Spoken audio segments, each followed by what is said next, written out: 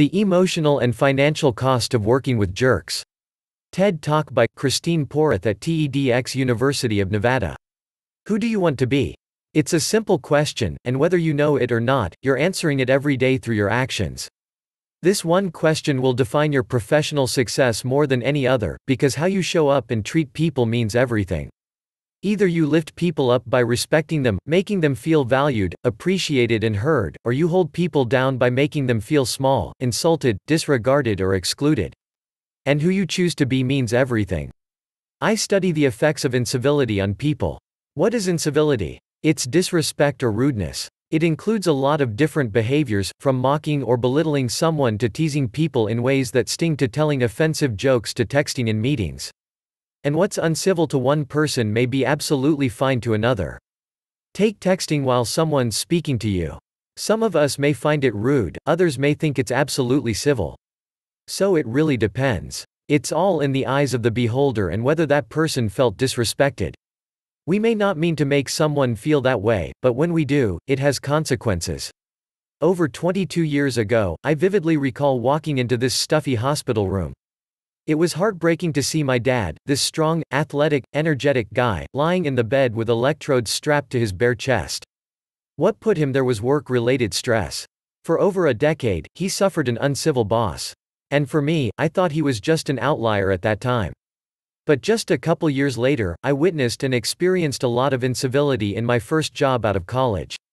I spent a year going to work every day and hearing things from coworkers like, "Are you an idiot? That's not how it's done," and, if I wanted your opinion, I'd ask. So I did the natural thing. I quit, and I went back to grad school to study the effects of this. There, I met Christine Pearson. And she had a theory that small, uncivil actions can lead to much bigger problems like aggression and violence. We believed that incivility affected performance and the bottom line. So we launched a study, and what we found was eye-opening. We sent a survey to business school alumni working in all different organizations. We asked them to write a few sentences about one experience where they were treated rudely, disrespectfully or insensitively, and to answer questions about how they reacted.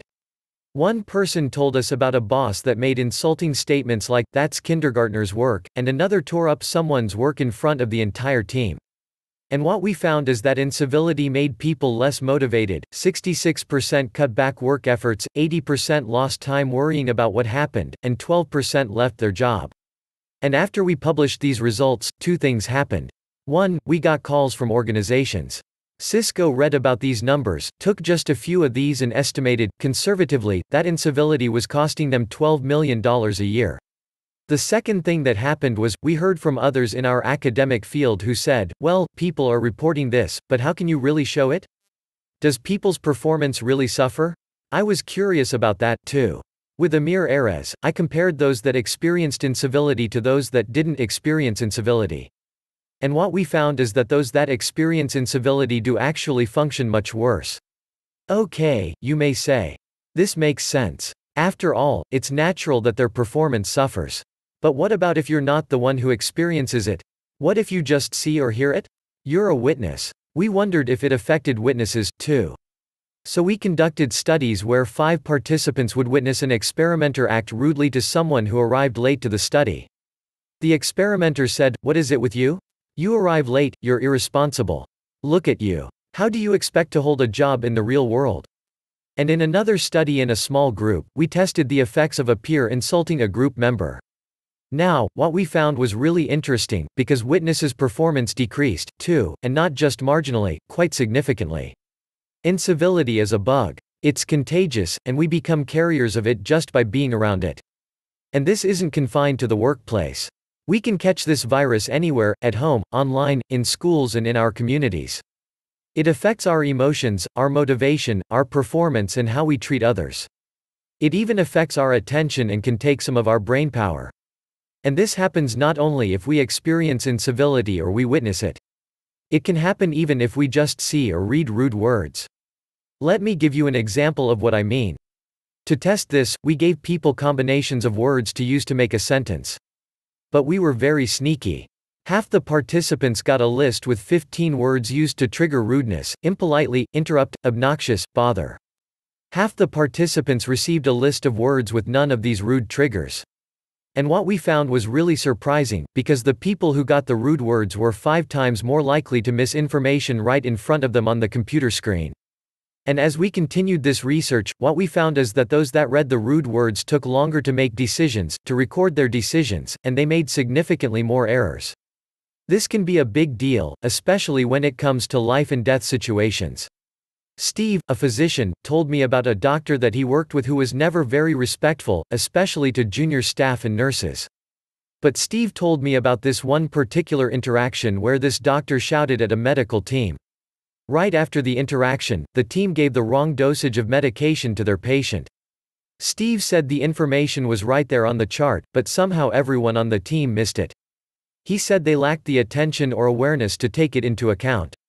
Simple mistake, right? Well, that patient died.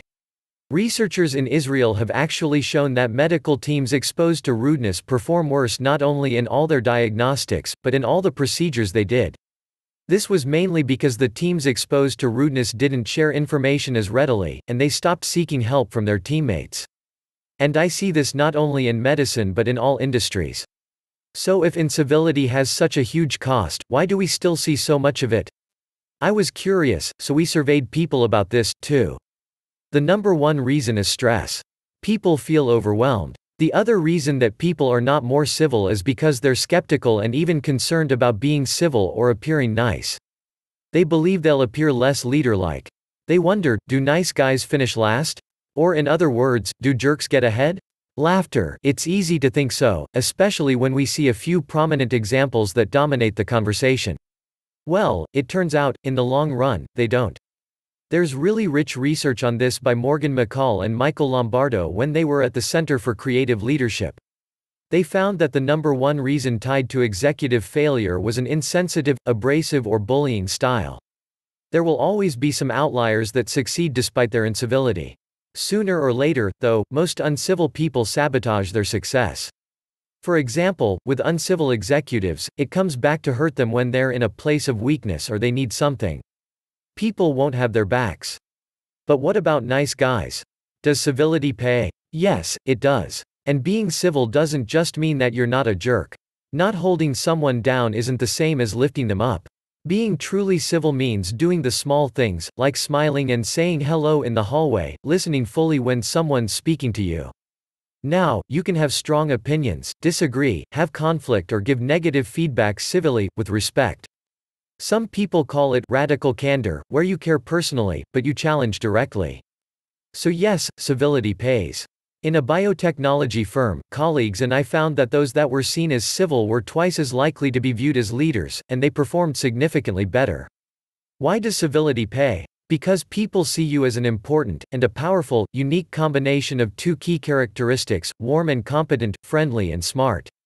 In other words, being civil isn't just about motivating others. It's about you. If you're civil, you're more likely to be seen as a leader. You'll perform better, and you're seen as warm and competent. But there's an even bigger story about how civility pays, and it ties to one of the most important questions around leadership: what do people want most from their leaders? We took data from over 20,000 employees around the world, and we found the answer was simple: respect. Being treated with respect was more important than recognition and appreciation, useful feedback, even opportunities for learning. Those that felt respected were healthier, more focused, more likely to stay with their organization and far more engaged. So where do you start? How can you lift people up and make people feel respected? Well, the nice thing is, it doesn't require a huge shift. Small things can make a big difference. I found that thanking people, sharing credit, listening attentively, humbly asking questions, acknowledging others and smiling has an impact. Patrick Quinlan, former CEO of Ochsner Health System, told me about the effects of their 10-to-5 way, where if you're within 10 feet of someone, you make eye contact and smile, and if you're within 5 feet, you say hello. He explained that civility spread, patient satisfaction scores rose, as did patient referrals.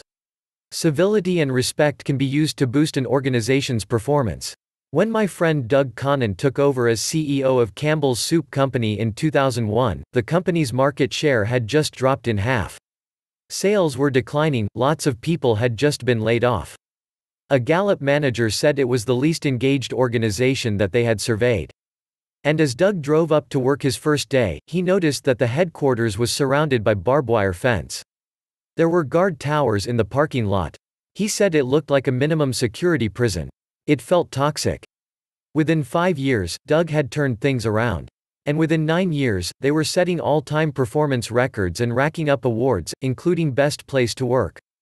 How did he do it? On day 1, Doug told employees that he was going to have high standards for performance, but they were going to do it with civility. He walked the talk, and he expected his leaders to. For Doug, it all came down to being tough-minded on standards and tender-hearted with people. For him, he said it was all about these touch points, or these daily interactions he had with employees, whether in the hallway, in the cafeteria or in meetings. And if he handled each touch point well, he'd make employees feel valued. Another way that Doug made employees feel valued and showed them that he was paying attention is that he handwrote over 30,000 thank you notes to employees. And this set an example for other leaders. Leaders have about 400 of these touch points a day. Most don't take long, less than 2 minutes each. The key is to be agile and mindful in each of these moments. Civility lifts people. We'll get people to give more and function at their best if we're civil. Incivility chips away at people and their performance. It robs people of their potential, even if they're just working around it. What I know from my research is that when we have more civil environments, we're more productive, creative, helpful, happy and healthy. We can do better. Each one of us can be more mindful and can take actions to lift others up around us, at work, at home, online, in schools and in our communities. In every interaction, think, who do you want to be? Let's put an end to incivility bug and start spreading civility. After all, it pays. Thank you.